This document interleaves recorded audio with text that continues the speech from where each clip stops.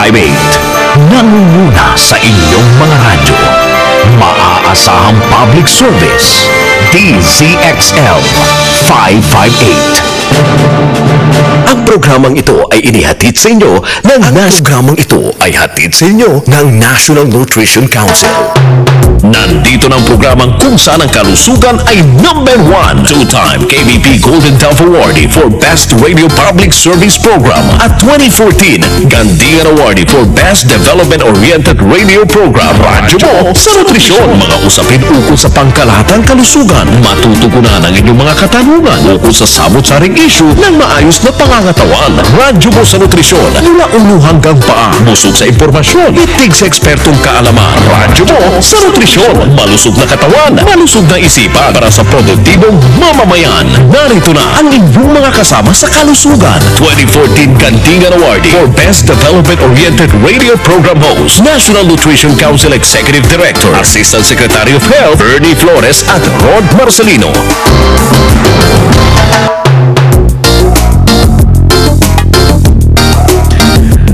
Mga kanutrisyon, ayon po sa World Health Organization, halos 6 na milyong mga bata sa buong mundo na may edad 5 taong pababa ang namatay noong 2015. 45% po sa bilang na iyan ay namatay dahil sa malnutrisyon. At ang isa sa malala at nakabamatay na anyo po ng gutom ay ang severe acute malnutrition. Ako po si Rod Marcelino. Welcome sa Radyo mo sa Nutrisyon, Year 6. Malusog na katawan, nutrisyon ang kailangan. Malusog na isipan, nutrisyon ang kasagutan. Para sa malusog na mamamayan, gusto nutrisyon ang katuparan. Talagay natin mga kasama ang panganib na hatid ng severe acute malnutrition at ang mga habang upang supuin ito kasamang ating hinang sa wastong nutrisyon, Assistant Secretary of Health at Executive Director po ng National Nutrition Council, Bernie Flores. At gusto ko na rin po i-congratulate ang ating ninang mga kasama dahil po tinanghal po siyang bilang Best Radio Program Host sa Gandigan Awards na mamaya na po ang awards night. Congratulations. Thank you very much. Maraming salamat. At kulang po yung balita ni Rod. Actually, hindi lang ako. Pati tayo. Pati po ang Radyo mo sa Nutrisyon. Oo, ang best. Ano ba tayong palakpakan dyan? Hinirang din po na best AM radio program. Opo. Oo. Ang Radyo mo sa Nutrisyon. Yun. Isa pa. Hindi lang dalawa. Meron pa isa. Isa pa? Meron pa. Isa pa? DZXL, ang best AM radio station. Wow, wala bang bonus dyan? Manager, nakikinig ba ngayon si Bossy? Biro mo, ano yan, ang pumili niyan ay yung mga populasyon ng mga broadcasters na mga nag-aaral pa lang sa UP Los Baños at nakikinig sa kanilang estasyon, sa kanilang mga radio sets at nahirang nga nila at ang ating programa at ang inyong abang lingkod at ang inyong ating estasyon home ng Radyo mo sa Nutrition for the last 6 years. At ito na po yung pangalawang beses na po na nasungkit natin mga kasama yung awards. Award. So congratulations kay salamat. Hindi lang po sa mga bumubuo ng Radyo mo sa Nutrition, kung hindi pati na rin sa ating mga kanutrisyon. Kasi kung wala po kayo, hindi naman kami magtatagal kahit sa silbi. Public service. Okay. Congratulations po sa ating lahat. Salamat. Okay, so sa nabanggit mo kanina, Rod, talagang mapanganib ang severe acute malnutrition at ang madalas nga na biktima nito ay yung mga bata na may edad 5 taon pababa. At sa pagtatayangan ng World Health Organization sa mga batang biktima ng nutritional condition na ito, naglalaro sa 30% hanggang 50% ang maaaring mamatay. Pero ang good news, Rod, ang severe acute malnutrition ay maaari rin namang iwasan at nagagamot. At sa pamamagitan ng gamutan alinsunod sa World Health Organization guidelines na ginagawa sa mga ospital, maaaring mapababa sa mahigit kalahati or 55%, ang dami ng namamatay na bata. At mga kasama, isa po sa mga ahensyang lumalaban sa gutom at malnutrisyon sa Pilipinas ay ang Department of Health. At upang samahan tayo sa ating talakayan, narito po ang Program Manager for Community-Based Management of Acute Malnutrition, Severe Acute Malnutrition, Medical Specialist for ng Child Health Development Division, Family Health Office ng DOH, ang nagbabalik. Po, suki na rin po ng radyo mo sa nutrisyon. Walang iba kundi si Dr. Anthony P. Calibo. Doc, magandang hapon po at welcome back sa radyo mo sa nutrisyon. Magandang hapon po sa inyong lahat, kay Asik Bernie, Sir Rod, at congratulations po sa inyong Thank you. nakuha pong award. Gandingan sa inyo pong advocacy at para po sa ating nutrition night. Gandingan awarded for best. Na ngayon. Last year, nakuha na namin yung isa. So, mamayang gabi ang award. Thank you. Alright, sa diretso na po tayo sa ating talakayan. Napakahalaga po ito ang ating topic, especially sa bawat Pilipino. So talakayin po muna natin, Doc, kung ano po itong severe acute malnutrition at ano po yung pinagkaiba nito sa iba pang anyo po ng malnutrition. Okay. So, para maunawaan po ng ating mga nakikinig, ang malnutrition po ay isang kondisyon ng katawan ng isang tao kung saan ang kanyang nutrisyon ay mababa o hindi naayon sa inaasahang mga sukatan ng pangangatawan. So, mga growth chart, sa tangkad o sa timbang po natin, ito ay dulot ng kabawasan ng mga pagkain. So, yung poor intake po na tinatawag, mas mataas sa antas sa paggamit ng enerhiya. So, yung activity po nila mas mataas at hindi po nakakayanan po yung pangangailangan. Tapos hindi rin po nahabol yung sapat na pagkain. Tapos minsan po may karamdaman. So ito po yung mga factors na nakakaapekto kaya po nagiging malnourished ang isang tao. Ang mga uri po ng malnutrition ay maaring micronutrient deficiency, stunting, at yung acute malnutrition, at ang pang-apat ay pong obesity. So overnutrition naman po yun. Para sa ating talakayan, ang pag-uusapan po natin ay yung acute, at dalawang uri po nito. Yung isa po ay moderate acute malnutrition or MAM, at yung isa naman po yung medyo malala nga po, yung severe acute malnutrition or SAM. Ang pagkakaiba nito ay may kinalaman po sa sukatan po ng pangangatawan. May mga numero po tayong magic number na tinatawag kung ito po ay nasa between -2 and -3 standard deviation. May mga tinatawag po tayong growth chart sa health center po. Pinamimigay po ito ng DOH. Meron po itong kasama din pong vaccine record. Kung ito po ay nakapaloob lang po doon at yung kanila pong mid-upper arm circumference ay hindi po bababa sa 11.5 to 12.5, yan po ay nasa MAM pa lang. Pero kung ito po ay less than 11.5 at -3 standard deviation pababa, yan po yung meron pong SAM o severe acute malnutrition. Minsan may kasama rin po itong mga lesion sa balat. Ito yung nakikita natin visibly payat din po, yung tawag ninyo mga butot balat po sila. At minsan may kasama din pong pagmamanas sa binti at minsan paninipis din po ng buhok, kasi kasama ko ito sa mga kakulangan po na nangyari. So yan po yung SAM at MAM. Oo, siguro, Doc, para mas ma-picture pa ng ating mga taga-subaybay. Pag sinabi mo kasi -3 standard deviation, halimbawa, yung bata ay dapat 7 kilos, ang kanyang timbang ngayon, ang timbang niya pag siya ay may SAM or severe acute malnutrition ay mga 4. Mas mababa. Mas mababa. Yung timbang ng bata. Timbang ng bata. So, talagang 4 kilos below. Kung 7 siya ngayon, kung 7 siya dapat, ang kanyang timbang ay even below 4. So, may kita mo talaga yung bagsak ng katawan. Doc?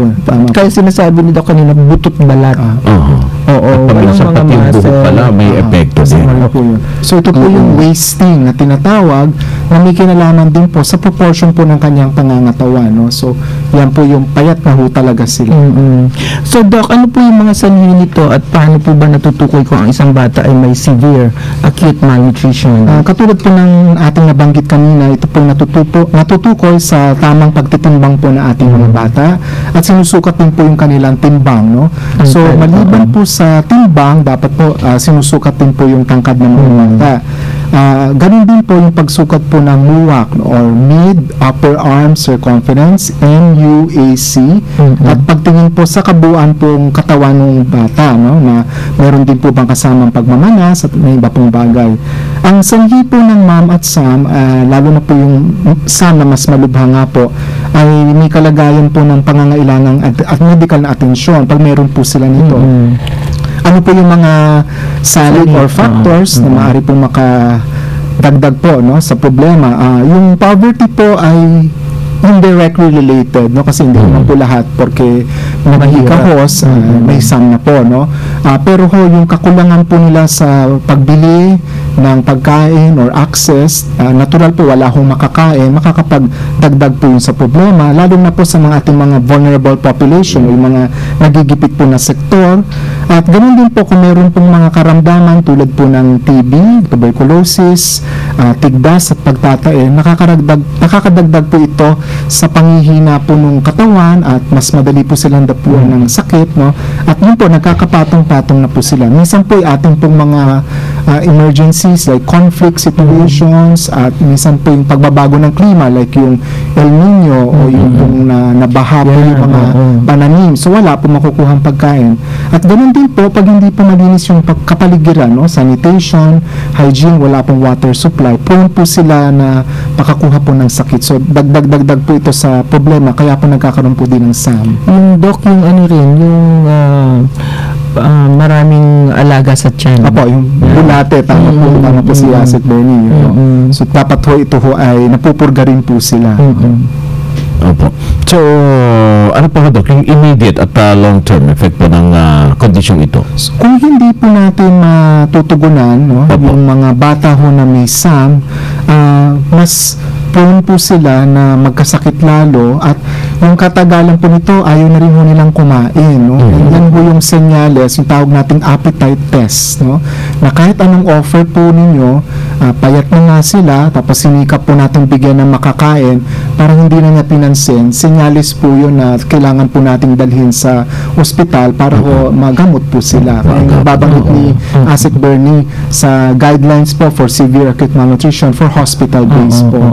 So ano yung mga ginagawa sa kanila? Ano mga interventions, Doc, ang para sa mga batang may ganitong kondisyon? So ang good news po, kung meron pong SAM ang isang bata at sila po naman ho ay kaya pa hong kumain, no?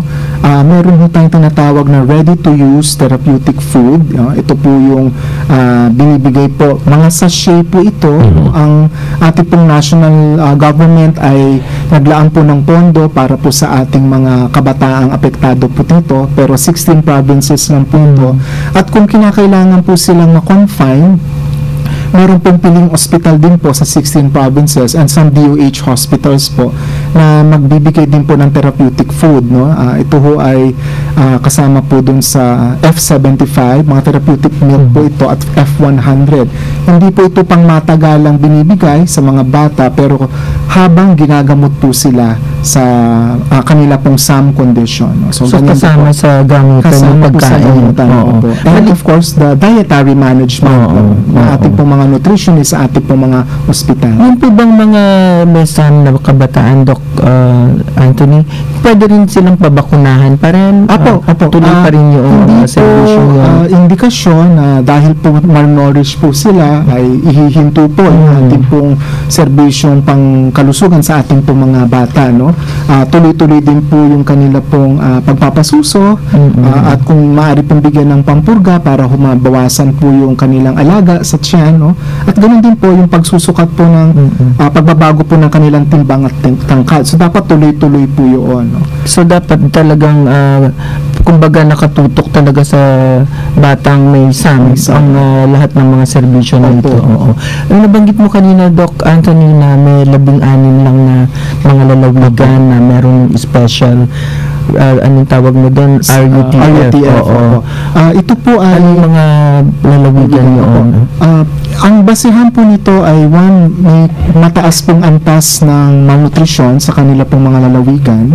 Ito po ay naaayon din po sa resulta po ng 2013 National Nutrition Survey. May updates na nga po tayo sa 2015. Ganun din po, sila ho din yung mas madalas mabisita ng mga kalamidad, no, sa ating pong bansa, at sila rin po yung meron na pong ongoing structure para po mag-manage ng mga bata may severe acute malnutrition. So pangunahin po dito ay ang rehiyon po ng Bicol, nandyan po ang Camarines Sur at Catanduanes at Masbate.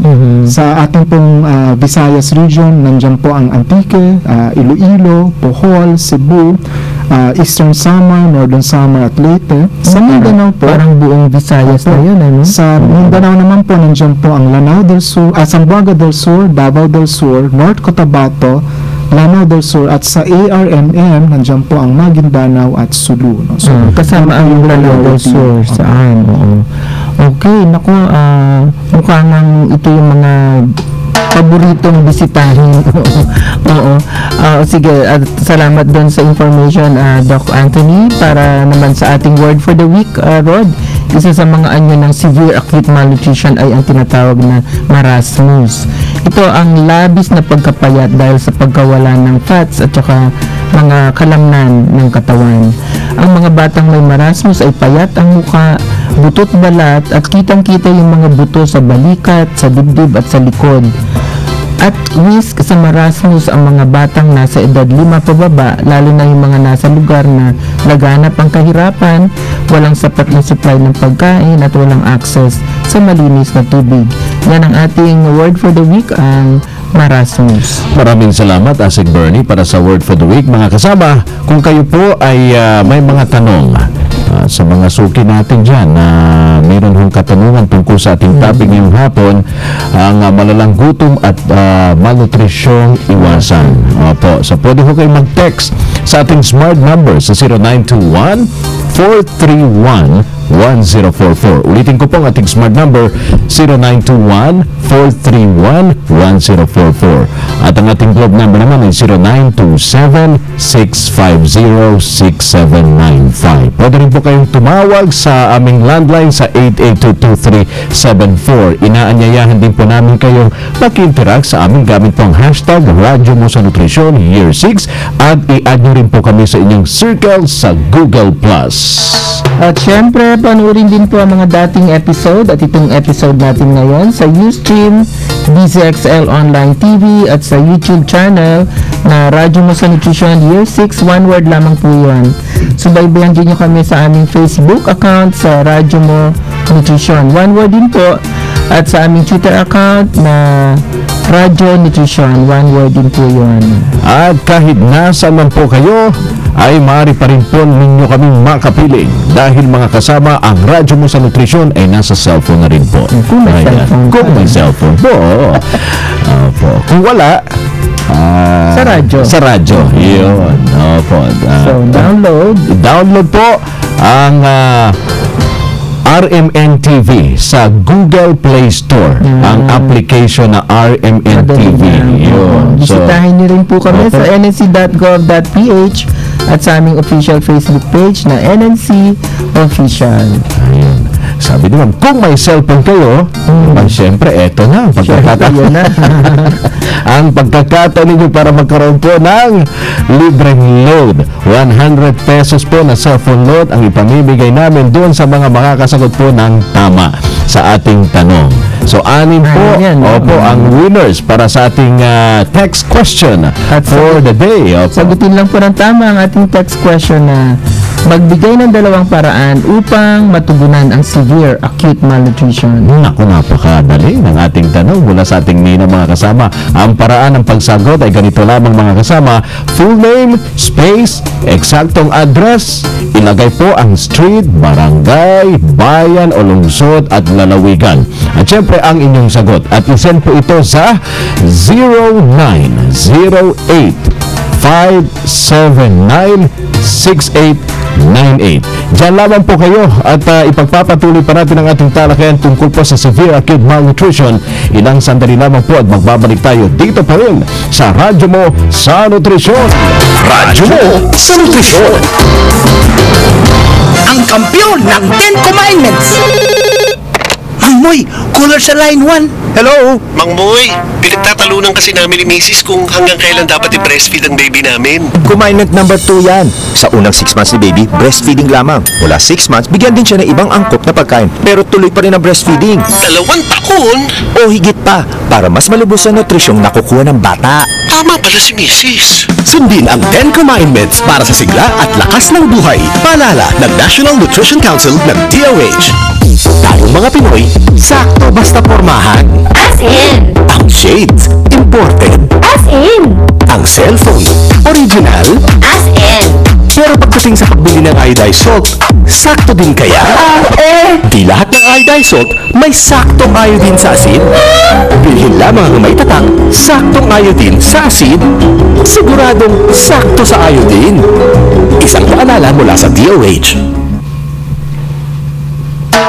Radyo mo sa nutrisyon. Alright mga kanutrisyon, nagbabalik po ang radyo mo sa nutrisyon at kasama pa rin po natin ang Program Manager for Severe Acute Malnutrition Medical Specialist for ng Department of Health na si Dr. Anthony P. Calibo. Kanina, Doc Anthony, nabanggit po ni Ma'am Bernie na bukod po sa treatable ang severe acute malnutrition, ito po ay preventable din. Ano po ba yung mga dapat gawin upang masigurong hindi ito mangyayari sa ating mga anak o sa mga anak ng mga nanay na nakikinig ngayon sa ating programa? No. So, salamat po. Kanina nabanggit natin yung commercial, yung 10 kumain means. Yun nga actually yung giveaway po na sagot, no? Ang breastfeeding po ay isa sa pangunahin pong tulong para hindi po magkaroon ng malnutrition po ang bata. So, ang karaniwan po kasi kung hindi po nasimulan po sa tamang pagpapasuso, no? At medyo hikahos po sila para ipambili po yung milk formula dahil hindi nga po nakapagpasuso. Kadalasan po tinitipid po ito ng mga magulang, no?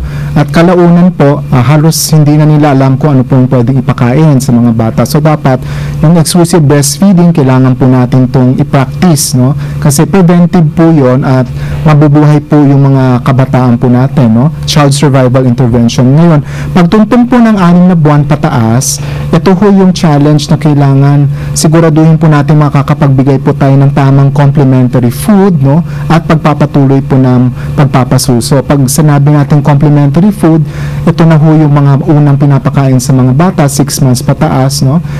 Ito ho maaring pong nakukuha sa ating pong mga niluluto din, no? Hindi kailangan bumili po ng mga nakapakete. Yan po. So, halimbawa, kung kayo po ay magpapakbet, no? So, nandyan ho yung kalabasa at meron ho kayong sinaing, no? At may kanin po, pwede pong paghaluin yung dinurog na kalabasa at yung kanin, no? At yun po ay minamash hanggang pinong-pino at madali pong malunok ng bata, no? Yun ho ay tama hong pagpapakain, no?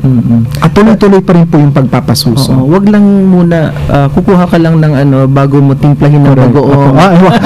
Kailangan ho nga pala tama kayo asap ba wag ho muna lagyan ng kung ano man pong pangtimpla kasi ang bata ay kailangan hindi ho maalat, hindi po sobrang tamis at hindi ho yun kakaya at hindi rin spicy dahil yun po ayaw po ng bata, no?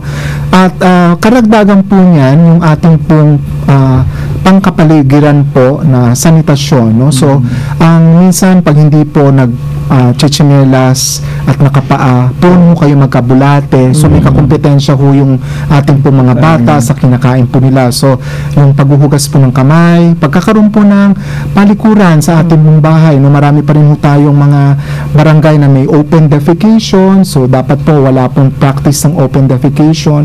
At patubig ho, no? Sa ating pong pamamahay, dapat meron po yon. At maliban po doon, ina-avail din po natin yung mga preventive interventions po sa health center like ating pong vitamin A, ang ating pong pagbabakuna, at tinitimbang din po ng regular ang ating pong mga bata para alam po natin kung umaakyat ho ba ang timbang at gumaganda yung pangangatawan. So, yun po yung mga preventive interventions. Mas madali ho yun kaysa umabot ho sila na sila po ay malnourished na. Yun po. At saka parang commonsensical, Doc Anthony, yung mga yun, wag kang kakain ng madumi kamay mo, palikuran. Anyway, mula po nung magkaroon ng ready-to-use therapeutic food or yung sabi nyo kaninang RUTF, nagkaroon na rin po ng malaking improvement, sabi nyo nga, sa pagsugpo sa severe acute malnutrition dahil dito nga naging posible na rin yung community-based na gamutan. Ano po ba itong RUTF at paano po isinasagawa yun namang community-based management, lalo na po dun sa mga liblib na barangay natin, Doc? Historically po, I think it started way back in 2008, no, na nakakakita po ang mga ating pong international and local NGOs na may mga bata pong may severe acute malnutrition. So, actually nawala na nung araw yung malnutrition ward, no? At dati uso pa yun, no? So, dahil hindi po ito na ipagpatuloy, akala ng ating pamahalaan ay wala na pong pangangailangan, lumitaw po itong mga bata na to, no? So, there are development partners na nag-a-address po nito. Tapos, pag nagkakaroon po ng mga kalamidad at nagkakaroon po ng evacuation sa mga camps ng DSWD, nagsusulputan po itong mga bata na hindi nakikita na meron pala silang SAM, no? So, before po, ang ating po mga development partners or international NGOs, may baon-baon po silang mga RUTF, bit na po ito at pinamimigay po yan at nakakatulong po ito manumbalik sa tamang pangangailangan po ng mga bata, so very effective po siya. At dahil po nagkaroon po tayo ng administrative order, may national guidelines din po tayo, manual operation, bumili na rin po ang ating pong national government at ito po ipamimigay dun po sa 16 provinces, no? Pantulong po ito na hindi na po kinakailangan na NGO lang or development partner, bagkos kasama po ito ng national government. So, ang Family Health Office po sa DOH Central Office sa Manila at ang Health Emergency Management Bureau, ang dalawang sangay po sa DOH na meron pong tondo na bumili po para po sa ating mga severely acute malnourished na bata. So, ito po sa mga community, Doc, pag nakita na nila na may ganon, alam na rin nila kung paano i-administer yung RUTF. Yung po mga nabanggit nating 16 na lalawigan, meron na po itong mga preliminary capacity activities, no, na tinulong po ng partners po natin at mga NGO. So, alam na po nila, it's a matter of the readiness and availability of supply, pangdagdag tulong po, no? So, yan po. And ang sinisikap po ng gobyerno ay ipalawak pa po ito sa iba't iba pong mga lalawigan. Ang time frame po natin in the next 3 to 4 years, makukover po natin yung mga 81 provinces, no, na meron pong laganap na malnutrition problem. Pero sa mga nakikinig, Rod, ngayon ng mga, baka may mga nakikinig dyan ng mga pamalang lokal. Pwede naman sila, no, kahit wala sila dun sa 16, pwede silang procure nitong RUTF o kaya mag-aral na rin sila paano nila i-address yung kanilang severe. Pwede po yun. But for now, magiging magastos po kasi kung meron pong local government procurement. At the most po, maari po namang manghingi doon po sa mga nabibiyayaan po nung RUTF at magkakaroon lang po sila ng mga kasulatan. Kung pwede po bang makahingi kami dahil may ganito pong nangyari. So, may sharing naman po of resources. Actually po, Asik Bernie, kahit hindi po 16 provinces, almost all DOH hospitals na level 2 or 3 ay nagkakaroon din po ng supply one way or the other. So at least may network po tayo ng DOH hospitals na pwede mapagtanungan ang ating pong lokal na pamalan. Doc, baka meron po sa ospital ninyo, maaari po ba kami makahingi? So, tapos sabi mo rin, Doc, kanina, usually pagka meron ng emergency, saka sumusulpot. Yung ating mga NGO na very active, international NGO at saka UN organizations na very active pagka meron ng mga emergency, meron din sila, yung ating supply binili natin yan using our own government resource. Pero sila meron din pong pansarili po sila. So, talagang pwedeng doon din manghingi sa kanila yung mga ibang areas. Lalo na po sa ating nutrition cluster. Okay, nako, bago tayo tuluyang magwakas, Rod, babalikan ko lang ang ating naging talakayan, no? Ang pinag-usapan natin ngayong tanghali ay severe acute malnutrition na isang malala at nakamamatay na uri ng kakulangan sa mga sustansya na nagiging dahilan ng pagkakaroon ng labis na mababang timbang. At ang mga batang may edad 5 pababa ang kadalasang tinatamaan ng sakit na ito. Ito ay may 3 anyo. Una ay ang marasmus na nagdudulot ng labis na pangangayayat at panghihina ng mga kalamnan. Ang ikalawa ay kwashiorkor mga salitang hindi napag-aralan natin to, Doc, noon. Ano? Yung pagkakaroon naman ng manas sa mga paa at binti. At ang ikatlo ay ang marasmic kwashiorkor or kombinasyon ng dalawa na kondisyon. Napakaseryoso pong kondisyon ang kaso ng severe acute malnutrition na nagdudulot ng maraming karamdaman o kaya naman ay pagkamatay ng bata. Siguruhin ang tamang nutrisyon sa panahon ng pagbubuntis, exclusive breastfeeding sa unang 6 na buwan, at pagbibigay ng angkop na complementary food sa pagsapit ng 6 na buwan habang patuloy ang pagpapasuso hanggang 2 taon o higit pa. Ang mga hakbang na ito ay makatutulong upang mailayo ang ating mga anak sa severe acute malnutrition. Bukod dyan, regular na kumonsulta sa health center upang masuri at mabantayan ang paglaki ng ating mga anak. At nakasama po natin sa ating talakayan ngayong hapon si Dr. Anthony P. Calibo, Medical Specialist for ng Child Health Development Division sa ilalim po ng Family Health Office ng DOH. Maraming salamat po, Dr. Anthony. At yung parting words po ninyo sa ating mga kanutrisyon ngayong hapon.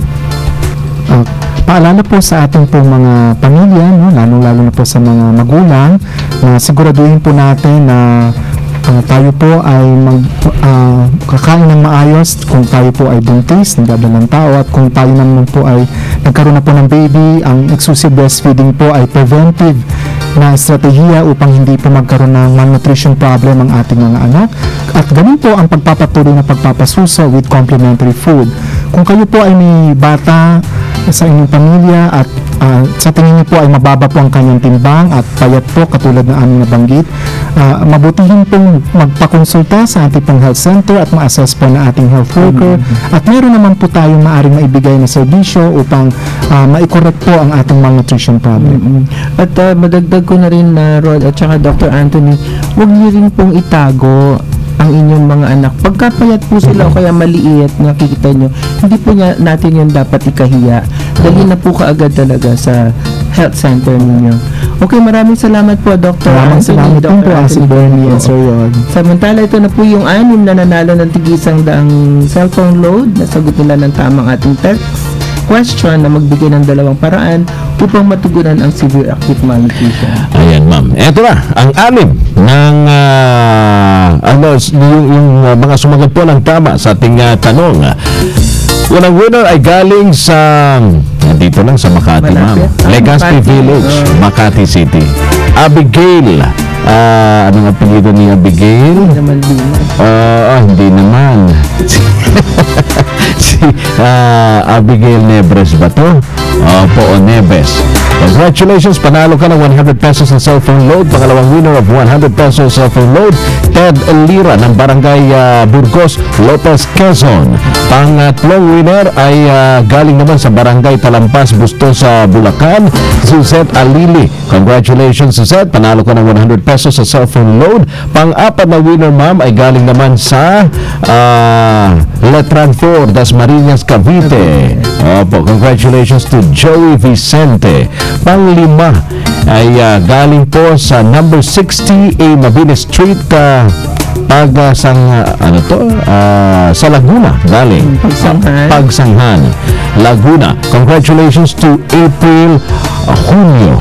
Opo, April, June.